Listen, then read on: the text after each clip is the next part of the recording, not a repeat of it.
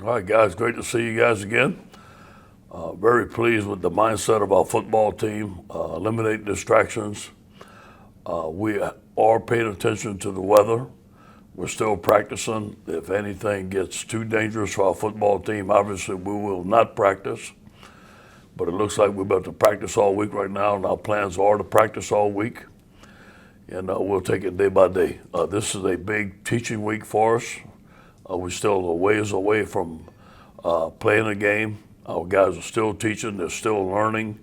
Our coaches are doing a tremendous job. We're still installing. Today's a red zone day, and it'll be the fifth time that we install this red zone. Obviously, we add into the package, but every day there's a daily theme of situations that we're installing and getting better at.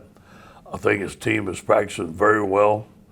We're staying free of injuries for the most part. We haven't had many injuries, which I'm very proud of. Our team is in good shape. Our quarterbacks are looking good. Obviously, we're strong at receiver. The tight end group's looking good. Offensive line's coming together. Bo's defense is flying to the ball, so I feel good about our team right now. But obviously, we got some improvement to make and ways to go.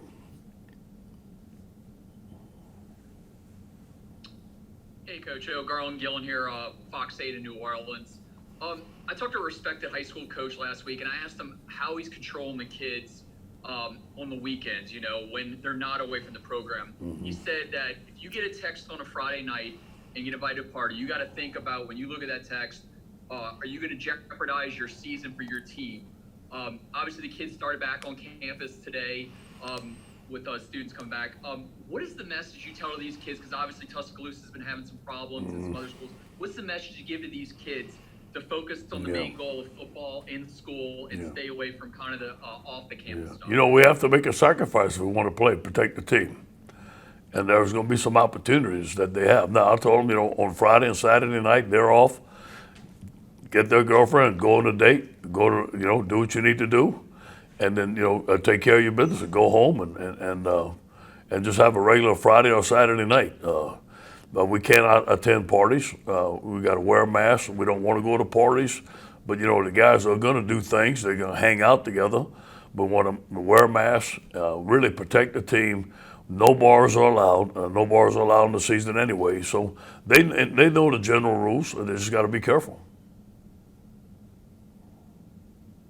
Just a follow-up to your statement last week, I suppose. I just want to check, did you have knowledge of the allegations against Darius Geis at the time? And if so, how did you go about handling it? I made my statement last week. You heard it, and that's it. Hey, Coach, good morning. Good morning. You've been through this process with Myles Brennan for 3 years now, going into the fourth year. You gave him a significant amount of playing time in 2017, put him in some spots. I guess he's been on the sidelines of every loud venue in the SEC, so he's had a long time to process all this information, right? Can you just maybe give me some tidbits along the way of what that's been like to go through that process? I think that Myles has waited his turn. He's matured. He's different from when he showed up. Now, he was a very talented young man when he showed up. He's gained his weight, 218 pounds. He's very confident. I think he played the role of the second-team quarterback very well. It was Joe's team. Everybody knew it. So he just kind of stood in the background. Now he's not in the background. He's leading. Everybody believes in Myles. He's very vocal out there. He's a total different kid. He knows the offense. He has a very strong arm. Now, here's the only thing that I cannot simulate. Okay, I can have ground noise.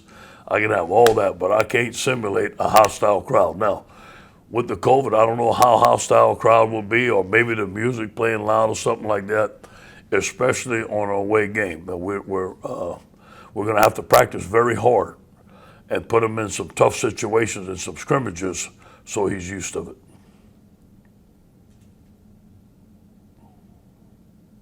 Ed, you were talking about Jabril Cox earlier today, said he looked like one of the best players out there. What do you see from him that makes him that great? Yeah. Obviously, you all had great linebackers in the past. First of all, he came up with a great attitude. I said this morning, man, I haven't heard him say a word.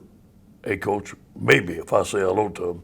But he's focused, razor sharp, He's always studying. Very smart. He knows the defense. He's very fast. I think Jarrell's about 6'3", about 225, 230, and can run, can key and diagnose. Obviously, he has a lot of experience of playing the position. He's a physical tackler. He can key and diagnose. He can shed blocks well. He can rush the passer well. He drops in coverage. He's a complete linebacker. Coach, you always talk about the resiliency of this area and just in terms of bouncing back from anything with the hurricane coming up. Just, how would you assess the resiliency of this area and how has it affected you guys this week, that looming? Something we got to deal with. Hurricanes are something we deal with year in and year out. In Louisiana, we're still here, we're not leaving. So, but you know what? There's a lot of information nowadays. There's a lot of things that warn us about things that are coming, and then how to be safe and stuff like that. So our guys know how to do that. We feel good that we're able to practice. We got an indoor practice facility if it rains, but if the weather gets too tough, everybody's going to go home and everybody's going to be safe. Just a reminder, please don't unmute yourself until you see it come up, please. Jared, you're up. Hey, Coach, just to follow up on the Jabril Cox statement, are you seeing on the field what you wanted out of him whenever you were seeking to get him to the purple and gold? What about him initially made you want him to be a Tiger? First of all, he was an outstanding player at North Dakota State. They have a tremendous culture there. Those guys win year in and year out, and he's a great character young man. Speaking to him on the phone, guys knew him.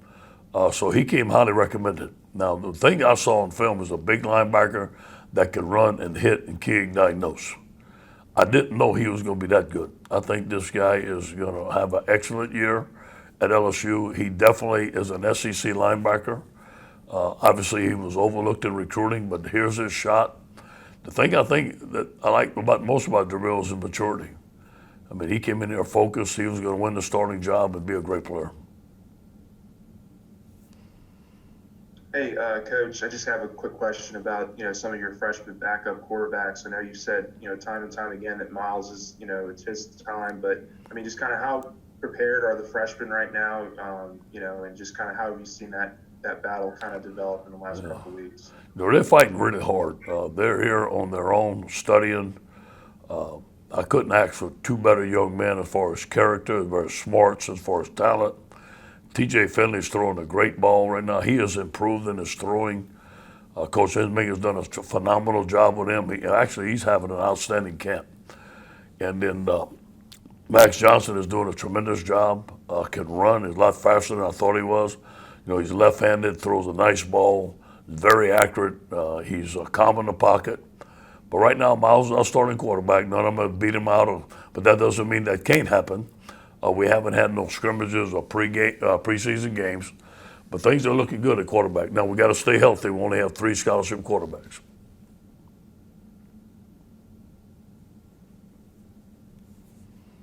Ed, defensive end seems like a pretty open competition right now. Has anyone kind of really stood out the past week and a half there? I really like Andre. I really like the work that he's doing. Travez Moore is starting at left end right now. It's Travez's senior year. He's done a good job. And behind him is Ali Gay, who's done a tremendous job. And then the freshman, B.J. Ojulari, again, yesterday he had 4 or 5 sacks. And you're going to see him on third down. He's definitely considered a starter in the rotation. Phillip Webb is doing well. So those guys are looking good. Jarrell Cherry, we moved in to defensive tackle. Sony could play defensive end or defensive tackle. Those are 2 guys that are having a tremendous camp. Their opportunity has come. They're showing us that they can do some things.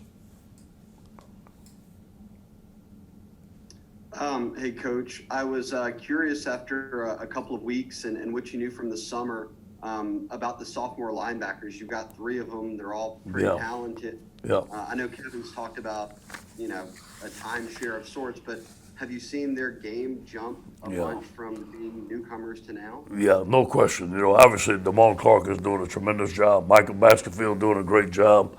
Ray Thornton is doing a good job. That's a transition when you go from defensive line to linebacker. Devontae Lee is doing a great job. I'll tell you what, Bo's done a tremendous job with those guys. They're all making progress. And Josh White and Antoine Sample can run. They're very fast. Going to be 2 excellent linebackers. So we're pretty solid in that position, and all those guys are making some progress. Hey Ed, during this dead period, a lot of some recruits are starting to take matters into their own hands, kind of go check out schools on their own, like regular high school students. Yeah. What do you think about that part of the process? And obviously, I'm sure it's a little hard to regulate, but what are you guys doing anything trying to encourage guys to check out campus if they can? Yeah, How are you guys handling that? we have not done that. Obviously, we want to follow the rules. I'm not going to comment on the other stuff. Let's see how the NCAA handle it, but I think it's it's pushing the line a little bit, but we'll see.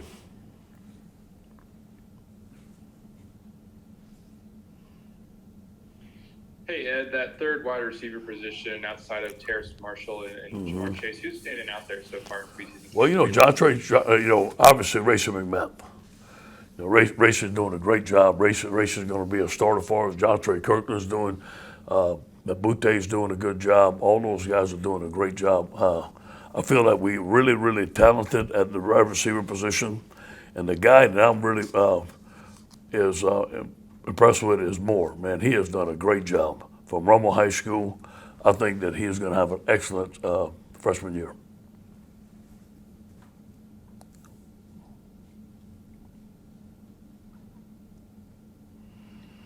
Hey, Coach. Thanks for doing this again. Just the transfers. You touched on Jabril, and you've had so much success with your transfer process, or maybe you just hit on some key guys in key places. We've seen Liam obviously come in as well. Could you speak to that process of how it starts and the evaluation and then the final go-ahead for a guy? First of all, we identified needs, and we list them on the board. And obviously, when Joe Burrow came, it was quarterback. This year was linebacker and offensive lineman. So we identify the need, then we go find the guys that are available. We look at them on tape, and then recruit the heck out of them. And I will say that we've done very well. Liam Shanahan is going to start for us at center, as it looks like now. Jabril Cox is going to start. Joe Burrow, our kicker, we've done a tremendous job. So our guys have done a good job. I got to give credit to our recruiting department, to Colin DeAngelo. He runs that. Those guys get all the names. Derek Panamsky, he gets the names for me. We look at them. We watch them on tape. We call them. We're on top of it. We're very proactive in that department. Ed, you moved Joseph Evans over to right guard. How has that been going? I heard you said he's been looking impressive, and that seems to be an open position. Is he pushing to start? How's that look? I think that Chase On is a starter. I really think that, unless something happens in camp, I wouldn't see it. That doesn't mean it's etched in stone. But Joe is showing some stuff, man. He is coming out of his hips, exactly what we saw in high school. He's physical. He can get his combination blocks, get to the second level, stay on his feet. And the good thing about Joe Evans, he's a great young man. He has tremendous, tremendous work ethic. He will not stop.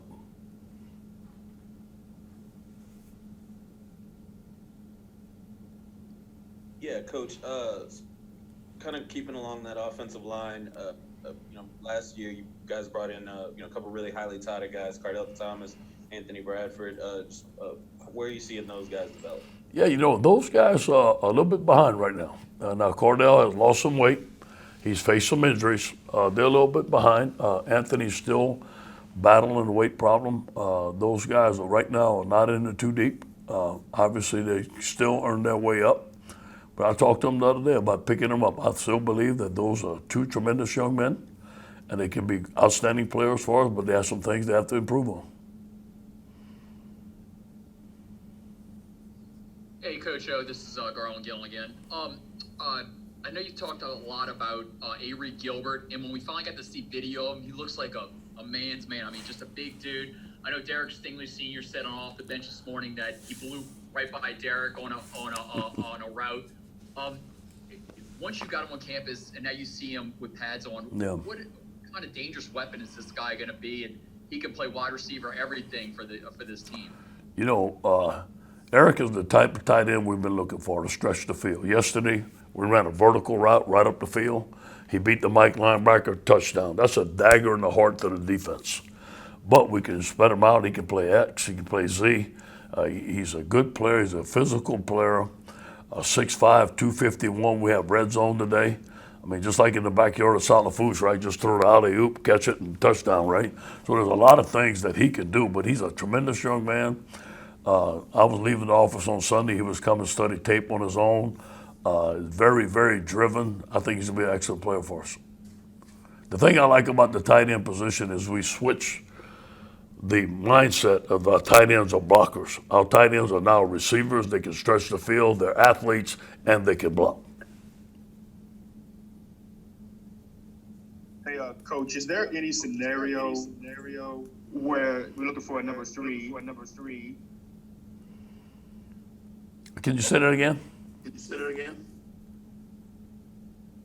Or do you think there's any scenario where Arik Gilbert could become the number 3 wide receiver? You know, yes, he could be. I think Racy's got that solidified right now, but I think that eventually Arik could work in that position. He's a freshman. Obviously, he missed spring ball because of an operation. We want him to learn tight end, get the tight end down, because a lot of stuff, we're doing a lot of stuff with him. We're flexing him out. He's in motion.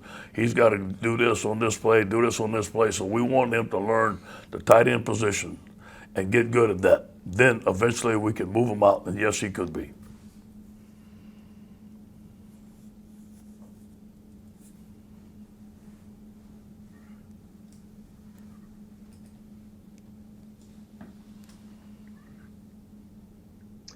Hey, Coach, this is Josh Sibley with Louisiana Gridiron Football. You've talked about how Tiger Stadium is considered goes along with your winning edge.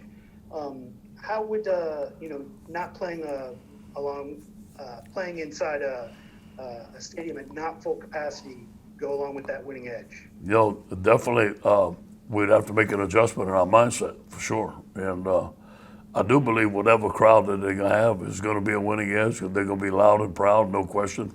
Be excited to watch us play. But it's something that, just like I told our team, we got to adapt and adjust.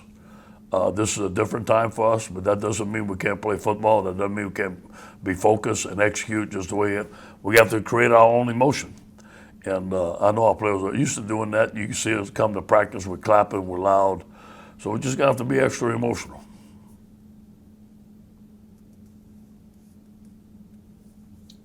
Coach, I was curious about the running backs. We saw Clyde and his versatility last year. Yeah. The thing that I wonder about the new guys is how much or how well are they doing the intangibles, whether it's the pass pro or the decoy outs, just those kinds of things. Yeah. Clyde was special. But nobody knew it this time of year last year. You know what I'm saying? He had to prove himself, and then he got better and better as the games went on. So I expect one of these guys, maybe not be the type of running back Clyde was, because they're not built like him. But I think that they have a different skill set. Now, Chris Curry has been excellent, and he is a bull. Now, he can run, catch the ball out the backfield. Tyron Davis is a bull, can run, catch the ball out the backfield. John Emery is electric. He gets on the edge, and he can make you miss. He's catching the ball well. So I think that all three of those guys have a different skill set. Are they going to be like Clyde? Probably not. But can we do the same things? Yes. I don't know if they can run that angle route as good as Clyde went, that little short angle route. When they isolated on the linebacker, it's probably the best I've ever seen. But you know what? There's some different things that they can do. We'll wrap up with Brett Martell and then Brody with the final question. Hey, Coach. Just curious about how the cornerback depth behind Stingley is coming along now. Yeah, we're really pleased with Cordell Flott. I think that Cordell Flott has solidified himself as a starter, either in the nickel package or in the base package where he can play corner. Jay Ward is coming along. He's doing well. Obviously, we got Stingley and Elias Ricks, who's the best cornerback in the country. He's coming. He had a shoulder injury in the spring. He hadn't practiced. Man, you can see him getting better and better every practice. And Dwight McLaughlin is an excellent tall corner. He is tough. He is like glue on the receivers, breaks on the ball well. So I think we're a little short. We have one scholarship left. We are currently researching that if there's a cornerback or maybe a nickel corner out there that's available, we may take them, and we could use them right now because we're a little short. We're icing up a couple of guys because of hamstrings, and nothing major. But we feel good. We feel good when it comes game time that we're going to have some corners there. We're going to be ready to play. Cardell Flott the guy that showed up the most in camp.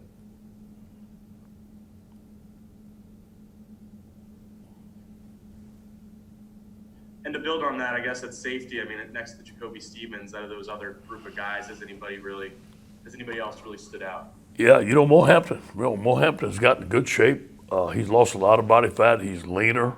I talked to him yesterday, how happy I am to see him in great shape. He's really showing up and doing some good things. We consider him a starter right now, along with Tyron Harris. Jordan Tolles is going to be an excellent freshman. Jordan's almost up to, I think, 218 pounds right now. He's going to be a big safety. He's a thumper. Obviously, he's learning the situation. He's learning the new defense. I think we're really good at safety. And then Cam Lewis is having a good spring. So